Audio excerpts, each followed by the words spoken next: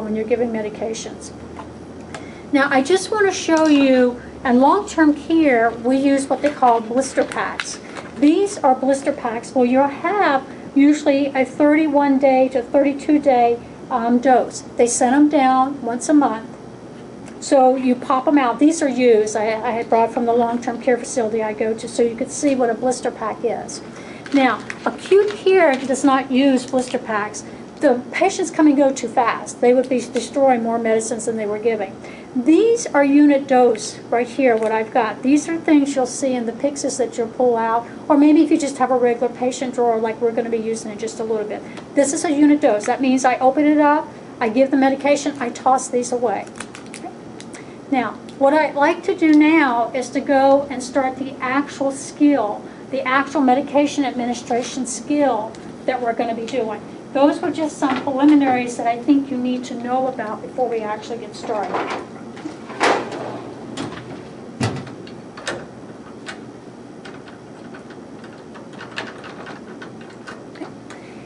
When you get ready to give your medications, you always want to go and take the MAR and compare it to the doctor's orders on the chart.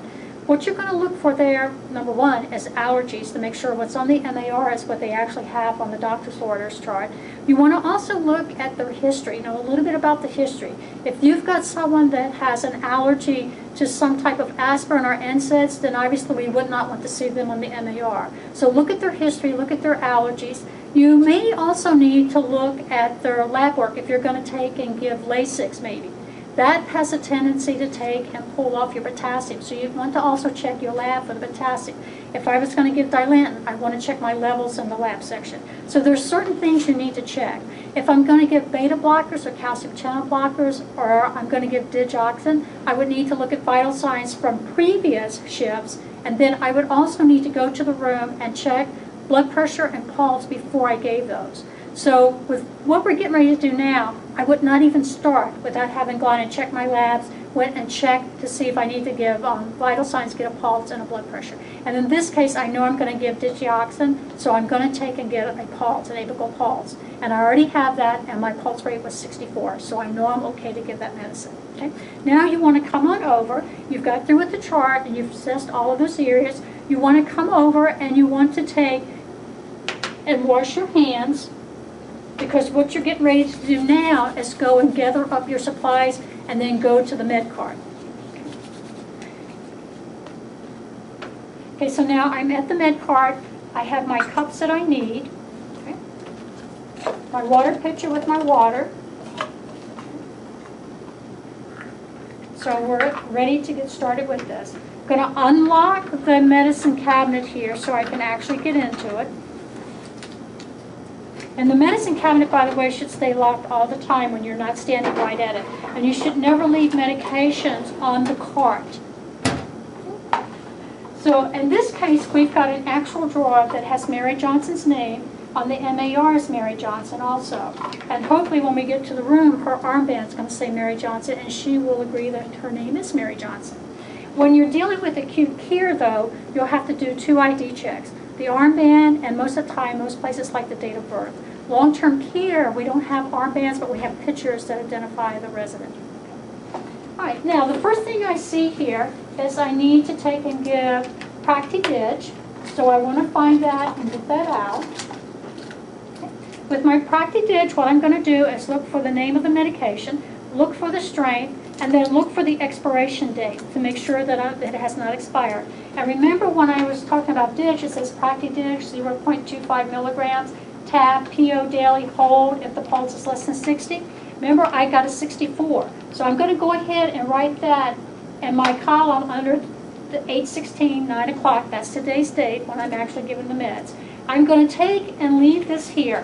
When I pulled it out, I'm going to lay it down after I did all my checks. The next thing I have to give, okay, looks like Robitussin. I pull my Robitussin out. It says Robitussin cough syrup. And it looks like they want me to give 50 milligrams per 5 milliliters, and I'm to give it PO after meals. Okay. Now the other thing I want to look for is my expiration date. It expires 2 February 2021. Got a long expiration date. Okay. So I set that to the side.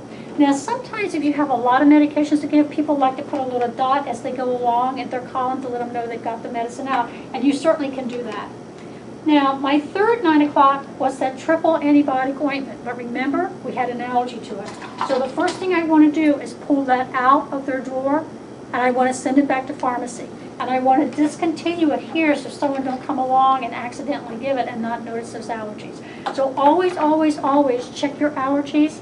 And you want to check, if you have 6 pages of MARs, you want to check every page. Okay? So we're going to leave this pulled out. I'm going to send this down to pharmacy. Okay, so it looks like I don't have anything else to give. So now that was my first check. Now I'm going to go and do my second check. Okay? My digoxin, 0.25 milligram tabs, PO, daily. My heart rate was 64, so that's perfectly all right to give. I've already checked it a second time. I'm going to put it in my cup. I am not going to open it until I get to the patient's bedside. Now, if you're dealing with blister packs, obviously we got to pop those and open those right at the cart. We can't take the whole cart of the pack in the room. Now, the next thing I need to give is Robitussin cough syrup, 50 milligrams per 5 milliliter, and it's PO, and it's after meals. What I was getting ready to tell you was that any suspension you would need to shake, this is not a suspension, so you do not need to shake it. But anything that's considered a suspension, you will need to shake. And what I'm doing is getting an alcohol prep ready to wipe off the edge when I pour. Okay, now, you can either set this here and pour from this way, or you can hold it up to eye level and pour. I usually do better if I hold it towards the light.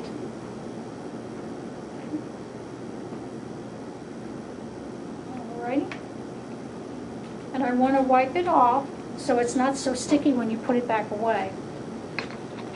Now, since I had to pour this here, I'm going to have to do my third check here. I'm not going to be able to take all of this down to the room and then bring it back to the car. So I'm going to go ahead and do my third check, Robitussin. 50 milligrams per 5 milliliter, and the expiration date's good. Okay, so we'll go ahead and put that in here. Now, there's another one that I have here. It's called the Beta Optic. And the thing about eye drops, y'all, be extremely careful that it says optic or eye or ophthalmic somewhere on it. You don't want to put an otic, which is for the ear, and an eye. So always make sure it says that. This one here says Beta Optic, and it's going to be solution, 1 drop to the right eye, and it looks like they want to do it twice a day. Okay? So now, as I go through here, I don't see any other medications. I'm going to check my Beta Optics ophthalmic solution one more time to get my second check in, and definitely looking for that ophthalmic on it. So now, there, we've got our medicines. I don't see any more. I did a second check on them.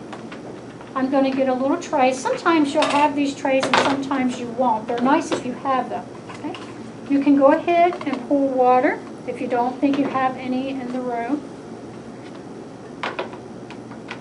Now, as I get down to the room, I've got some decisions to make. I've got a PO, I've got an eye, and I've got a cough medicine. I would take and give my PO first. Then I would follow off with my cough medicine. With cough medicine, ask them not to drink for about 5 to 10 minutes after they've had it. And then I would follow with the eye drop. Sometimes the eye drops will make their vision blurry or burn, and you don't want to give that first and then trying to get them to take all the rest of the medications. Okay? All right, so everything's here ready to go. I'm going to put this back in the cart.